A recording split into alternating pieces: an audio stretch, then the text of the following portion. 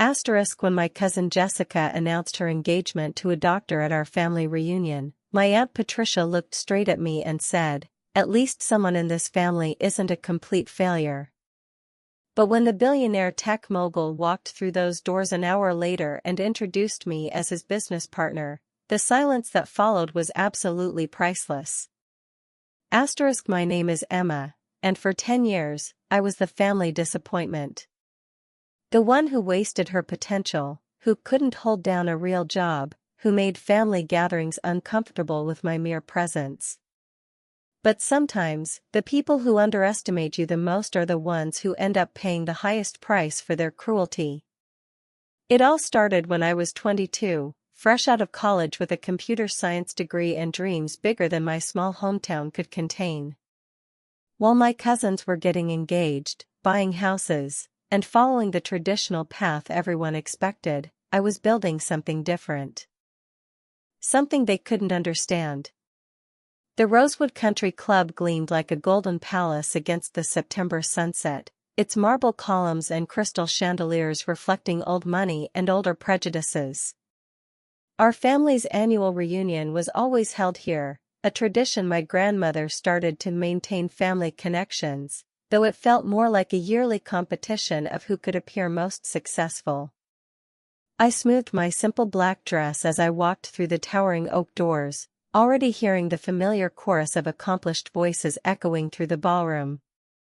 "Emma!"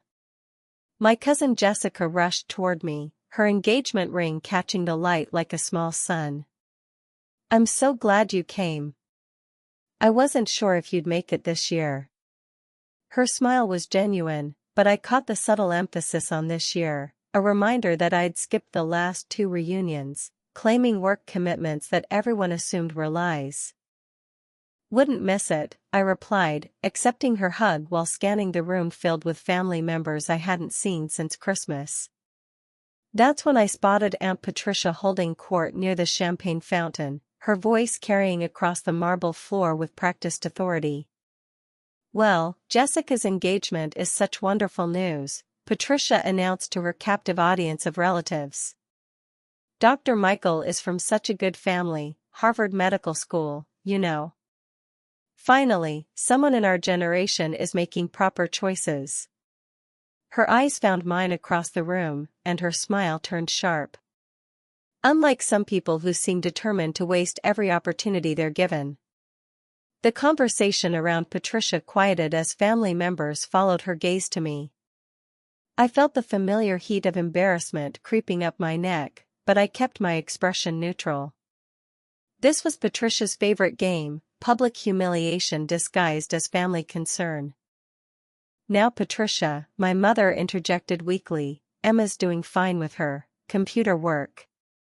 "Computer work?"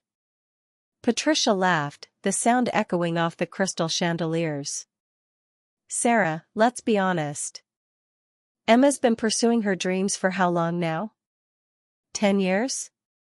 At some point, dreaming becomes delusion." My cousin Marcus nodded along, swirling his wine with the confidence of someone who'd never struggled for anything. "I mean, we all supported Emma's little tech phase, but maybe it's time to consider something more stable?" Little tech phase, if they only knew what my little tech phase had actually accomplished. I'd started my artificial intelligence company, Neuralink Solutions, in my cramped studio apartment with $800 in savings and a laptop held together with electrical tape. While my family was climbing corporate ladders and collecting traditional markers of success, I was working 18-hour days, writing code that would revolutionize how businesses process data. The first 3 years were brutal. I lived on ramen noodles and coffee, turned down every family gathering that required expensive gifts or formal attire I couldn't afford. My relatives' concern quickly turned to judgment, then to outright dismissal.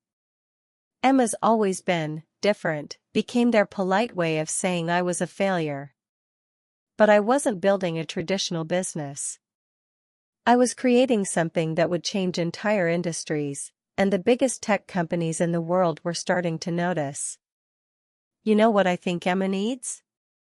Patricia continued, her voice growing louder with each sip of champagne. A reality check. This whole entrepreneur fantasy has gone on long enough. Uncle Robert joined the conversation, adjusting his expensive watch with practiced smugness. Patricia's right. Emma, you're 32 now. Don't you think it's time to consider a real career? I could make some calls, get you an entry-level position at my firm. Entry-level at 32. After building revolutionary AI technology that Fortune 500 companies were begging to license. That's very generous, Uncle Robert, I said, my voice steady despite the fury building in my chest. But I'm actually doing quite well with my current work. Oh sweetheart, Patricia's laugh was like broken glass. We've all heard about your company. But when was the last time you made any real money? When was the last time you contributed something meaningful to society? The circle of relatives nodded along, their expressions mixing pity with superiority. These were people who measured success in luxury cars and vacation homes, who couldn't comprehend that some victories weren't visible on social media. I think what Patricia's trying to say, Marcus added with false kindness, is that we're all concerned about you. This obsession with technology, it's not healthy. My mother shifted uncomfortably, caught between defending me and maintaining family peace. Emma works very hard, she offered weakly. Working hard at what? Patricia demanded. Jessica just got engaged to a doctor. Marcus just made partner at his law firm. Even cousin David opened his third dental practice. What exactly has Emma accomplished? The question hung in the air like a challenge. Around us, other family conversations had stopped, relatives leaning in to hear my response. I could have told them about the $50 million series of funding round we'd closed last month. I could have mentioned the partnership deals with Google and Microsoft that would be announced next week. I could have explained that my little tech company was valued at over $200 million and growing. Instead, I smiled. You're right, Patricia, I said, watching her eyebrows raise in surprise. I haven't been very good at traditional success markers. Her smile widened, sensing victory. Well, at least you're finally being honest with yourself. I mean, I don't have a fancy engagement ring like Jessica's, I continued, gesturing toward my cousin's sparkling diamond. And I don't drive a luxury car like Marcus. Marcus preened, probably thinking about his new BMW parked in the valet circle. I don't even have a proper office like Uncle Robert's downtown firm, I added, watching their confidence grow with each admission. Exactly. Patricia clapped her hands together. And there's no shame in admitting that this whole technology thing just isn't working out. The important thing is learning from our mistakes. The family circle nodded sagely, already moving on from my failures to discuss more interesting topics. That's when I heard the commotion near the ballroom entrance. A murmur rippled through the country club as someone important arrived. The kind of whispered excitement that happens when real power enters a room. I turned toward the entrance and felt my heart skip. Alexander Chen walked through the oak doors like he owned the building, which, knowing his real estate portfolio, he very well might. At 35, he was one of the youngest tech billionaires in the world, his venture capital firm responsible for funding the next generation of innovative companies.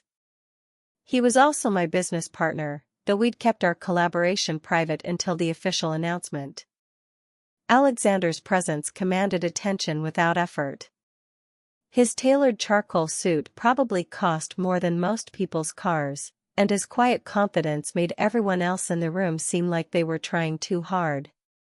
My family's conversation died completely as they recognized him from magazine covers and financial news programs. Is that? Marcus whispered. Alexander Chen, Patricia breathed, her champagne glass frozen halfway to her lips. The billionaire. Alexander scanned the ballroom with the practiced eye of someone accustomed to evaluating rooms full of people. When his gaze found mine, his face broke into a genuine smile. He walked directly toward our family circle, ignoring the other clusters of people trying to catch his attention. "Emma," he said warmly, his voice carrying just enough to be heard by everyone nearby. "Sorry I'm late. The flight from Silicon Valley took longer than expected." My family stood frozen, watching this interaction like spectators at a tennis match. "Alexander," I replied, accepting his brief hug with complete composure. "I wasn't sure you'd make it." "I wouldn't miss this," he said, then turned to address my relatives with polite interest. "You must be Emma's family. She talks about you all the time." The silence stretched like a held breath. Patricia's mouth opened and closed wordlessly, her earlier confidence evaporating. "I hope you don't mind me crashing your family gathering," Alexander continued with practiced charm. "But Emma and I had some business to discuss, and when she mentioned she'd be here." "Business?" Uncle Robert managed to stammer, his usual authority completely gone. Alexander's smile widened. "Oh, you don't know? Emma hasn't told you about our partnership?" I watched my family's expression shift from confusion to dawning realization. Patricia's face had gone pale beneath her carefully applied makeup. "Partnership?" she echoed weakly. "Emma is the founder and CEO of Neuralink Solutions," Alexander explained with obvious pride. "One of the most innovative AI companies I've ever encountered. When she approached my venture capital firm last year, I knew immediately that her technology would revolutionize data processing." Marcus's wine glass slipped from his suddenly numb fingers, shattering against the marble floor in the profound silence that followed. "In fact," Alexander continued, seemingly oblivious to the shock radiating from my relatives, "we're announcing next week that Chin Ventures is leading a $100 million Series B funding round for Neuralink. It's the largest investment our firm has ever made." Patricia made a small choking sound. "Emma's artificial intelligence algorithms are already being integrated by Fortune 500 companies across 6 different industries," Alexander said, his admiration genuine. "Microsoft, Google, Amazon, they're all licensing her technology. The applications are virtually limitless." I watched Uncle Robert's face cycle through confusion, disbelief, and dawning horror as he realized what this meant. "The preliminary valuation puts Neuralink at just over $500 million, Alexander added casually, like he was discussing the weather. "Of course, Emma owns 60% of the company, so." He didn't need to finish the math. My family was capable of calculating that my stake was worth over $300 million. Jessica was the first to recover, her genuine happiness breaking through the stunned silence. "Emma, that's incredible. Congratulations." But the rest of my family remained frozen, their earlier mockery hanging in the air like toxic smoke. Patricia's carefully constructed superiority had crumbled completely. The woman who'd spent the last hour detailing my failures now faced the reality that I was worth more than everyone else in our family combined. I don't understand," she whispered. "You said you were struggling. You missed family events because of money." "I missed family events because I was working," I corrected gently. "Building something that mattered. And I never said I was struggling, you all just assumed I was because my success didn't look like yours." Marcus bent to clean up his broken wine glass, his hands shaking with embarrassment. "Emma," my mother said, her voice thick with emotion, "why didn't you tell us?" I looked at each of them, Patricia with her cruel judgments, Robert with his condescending offers, Marcus with his dismissive attitude. "Would you have believed me?" I asked simply. Alexander, reading the tension perfectly, placed a supportive hand on my shoulder. Emma's been incredibly modest about her achievements, he said. Most entrepreneurs would have been shouting about their success from day one, but she's focused entirely on the work. The work that she's been doing in her little tech phase, I added quietly, watching Marcus flinch at his own words being quoted back to him. Actually, Alexander continued, pulling out his phone, I wanted to show you something. Emma, you don't mind if I share the Forbes article, do you? My heart skipped. The Forbes feature wasn't supposed to be published until next week, but Alexander had connections everywhere. He handed his phone to Patricia, whose eyes widened as she read the headline, The 30 Under 30 AI Revolutionary You Haven't Heard of, Yet. The phone passed from hand to hand, each family member reading about my company's breakthrough technology, the major corporate partnerships, the projected market impact. Uncle Robert's face had turned an alarming shade of red. This says your company could be worth billions within 5 years. Conservative estimate, Alexander agreed. Emma's technology is genuinely transformative. She's not just building a business, she's creating the future. I watched my relatives process this information, their worldviews shifting in real time. The family failure was actually the family success story, and they'd been too blinded by conventional thinking to see it. Emma, Patricia said, her voice barely above a whisper, I owe you an apology. I had no idea. You had no idea because you never asked, I replied, my tone calm but firm. For 10 years, you've assumed that because my path looked different, it was wrong. You measured my worth by your standards and found me lacking. But we were trying to help, Robert protested weakly. By offering me entry-level positions? By calling my life's work a fantasy? By publicly humiliating me at family gatherings? I shook my head. That wasn't help, Uncle Robert. That was cruelty disguised as concern. Alexander squeezed my shoulder supportively. The tech industry is full of people who started unconventionally, he said. Some of our most successful entrepreneurs were considered failures by their families for years. Speaking of success, I said, reaching into my purse for the envelope I'd been carrying all evening, I have something for you, Patricia.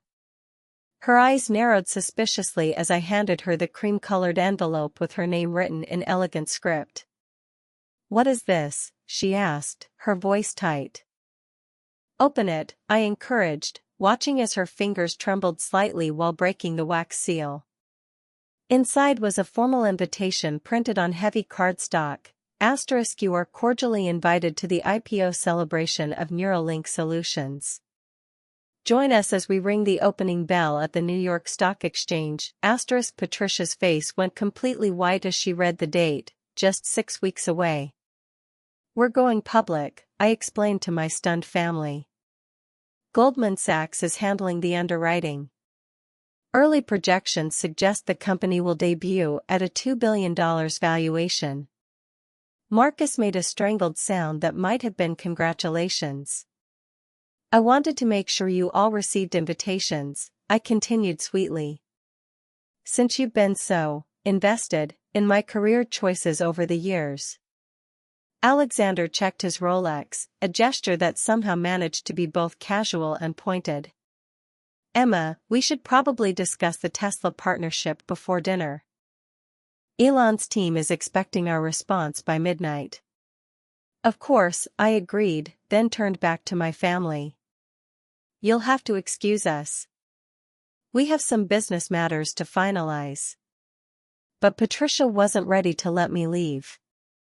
Her earlier cruelty had transformed into desperate damage control. Emma, sweetie, she said, her voice taking on a sickeningly sweet tone I'd never heard before, I hope you know that everything I said earlier was just family teasing. We've always believed in you. The lie was so blatant that even my usually diplomatic mother looked uncomfortable. Have you? I asked with genuine curiosity. Because I distinctly remember you suggesting I needed a reality check about my entrepreneur fantasy approximately 30 minutes ago. Patricia's laugh was forced and hollow. Oh, I was just being protective. You know how families worry. Protective, I repeated slowly. Is that what you call publicly humiliating someone? Protection? Alexander stepped closer, his presence radiating the kind of power that comes from controlling billions of dollars in investment capital. When he spoke, his voice carried quiet authority. Emma has been remarkably gracious about her family's skepticism, he said diplomatically. Most entrepreneurs in her position would have cut ties with people who showed so little faith in their vision. The implication hung heavy in the air.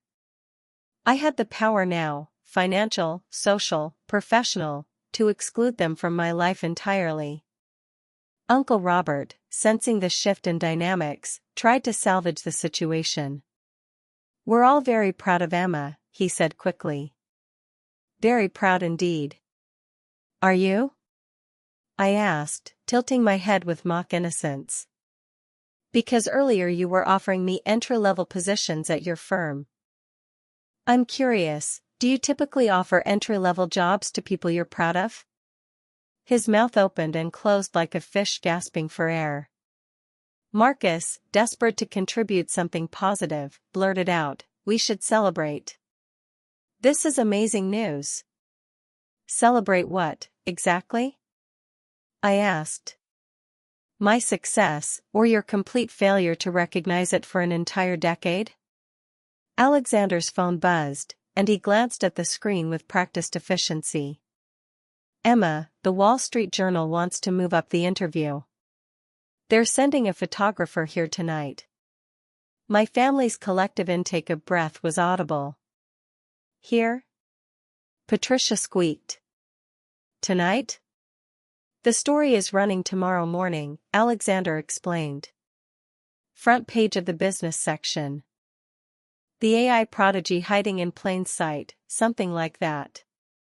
I watched my relatives realize that their treatment of me would soon be preserved in journalistic amber, potentially read by millions of people who would judge them for their blindness and cruelty.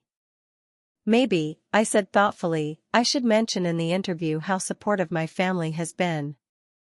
How they've encouraged my unconventional path, believed in my vision even when it seemed impossible. The hope that flickered in their eyes was almost painful to witness.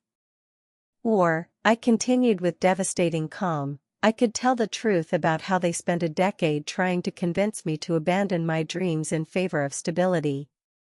Patricia's carefully applied foundation couldn't hide her sudden pallor. Actually, I said, reaching for Alexander's phone, let me call the journalist right now. I'm sure she'd love to include some quotes from my family about their early support for Neuralink. Emma, wait, Patricia said frantically, grabbing my wrist. Please, let's think about this. I looked down at her manicured fingers clutching my arm with desperate strength. Think about what, Patricia? Think about how you've treated me for 10 years? Think about the family gatherings where you made sure everyone knew I was the disappointment? Think about how you convinced my own mother that my life's work was a waste of time? My mother flinched at the accuracy of the accusation. I'd been thinking about it, I continued, gently removing Patricia's hand from my wrist. I'd been thinking about it every day for a decade while I worked 18-hour days to build something meaningful while you all wrote me off as a failure. The photographer arrived at that exact moment, a young woman with professional equipment and the sharp eyes of someone accustomed to capturing important moments. Ms. Chen, she approached Alexander. I'm Sarah from the Wall Street Journal. Thank you for arranging this interview. Actually, Alexander said with a slight smile, you'll want to speak with Emma. She's the story. As the photographer set up her equipment, my family stood frozen in their circle of shame, unsure whether to flee or attempt further damage control. The interview was surreal, discussing breakthrough technology and market disruption while my relatives watched from a few feet away, their faces cycling through embarrassment, regret, and dawning understanding of how badly they'd misjudged everything. "Can we get some photos with your family?" the photographer asked innocently. Our readers love seeing the support system behind successful entrepreneurs. The silence that followed was deafening. "I'm not sure my family would be comfortable with that level of publicity," I said diplomatically, watching Patricia's face crumble with relief and disappointment. "Of course," the photographer agreed. "Some people prefer to keep their private lives separate." After the interview concluded and the photographer packed up her equipment, my family remained clustered around the champagne fountain like survivors of a natural disaster. Alexander checked his watch again. "Emma, we really should head to the office. The Tokyo market's open in 3 hours, and the Yamamoto group is expecting our call." I nodded, gathering my purse and preparing to leave behind this gathering that had started as their victory party and ended as my coronation. "Emma," Jessica called out, her voice cutting through the stunned silence. "Congratulations. Really. I'm happy for you." Her sincerity was genuine, and I felt a flicker of warmth for the cousin who'd never joined in the family's systematic dismissal of my choices. "Thank you, Jess," I replied. "That means a lot." Patricia stepped forward one last time, her desperation palpable. "Emma, sweetie, maybe we could have lunch this week? Catch up properly?" I studied her face, the same face that had looked at me with such dismissive pity just hours earlier. "I'll have my assistant check my schedule," I said neutrally. "I'm pretty booked for the next few months with the IPO preparations." The devastating finale, 9:45, as Alexander and I walked toward the exit, I heard Uncle Robert's voice behind us, loud enough to carry across the marble floor. "Well, I always knew Emma was special. Always said she'd do something big someday." I stopped walking. Turned around. And in the clearest voice I could muster, I said, "Actually, Uncle Robert, you offered me an entry-level position at your firm less than 2 hours ago because you thought I needed a reality check." The entire ballroom, not just my family circle, but everyone within earshot, went silent. But thank you for that revisionist history. It really captures the family spirit. And then I walked out of the Rosewood Country Club with my billionaire business partner, leaving behind a room full of people who would spend the rest of their lives explaining why they'd failed to recognize greatness when it was sitting right in front of them. But here's the part they'll never know, the part that makes this whole story even more perfect. The Wall Street Journal interview wasn't just about my success. I'd also arranged for the journalist to investigate something else, Uncle Robert's law firm, which had been quietly embezzling client funds for the past 3 years. Marcus's dental practice, which had been filing fraudulent insurance claims. And Patricia's husband's accounting business, which had been helping clients evade taxes through illegal offshore schemes. You see, when you build AI technology that processes massive amounts of financial data, you notice patterns. And when your family spends a decade treating you like garbage while flaunting their own success, you start wondering if that success is actually legitimate. It wasn't. Within 6 months, all 3 of their businesses would be under federal investigation. Uncle Robert would lose his law license, Marcus would face criminal charges, and Patricia's husband would be looking at serious prison time. My family thought I was the failure who finally got lucky. They had no idea I was the success who'd been quietly documenting their crimes while building an empire. The Wall Street Journal article about my AI breakthrough would run on the same day as 3 separate investigative pieces about financial fraud in Hartford's professional community. And I'd be the anonymous source who provided the data for all 3 investigations. My name is Emma, and I'm not just a success story. I'm a masterpiece of patience, strategy, and perfectly executed revenge. They called me the family failure until the billionaire walked in and said, "Meet my partner." But they should have called me what I really was all along, the most dangerous person in the room. O. And that FBI investigation that brought down half my family's businesses 6 months later? The anonymous tip that started it all came from someone with access to financial AI that could detect patterns of fraud across multiple databases. Someone they'd dismissed as a failure for 10 years. Sometimes the best revenge isn't just proving them wrong, it's proving they were criminals all along. Asterisk.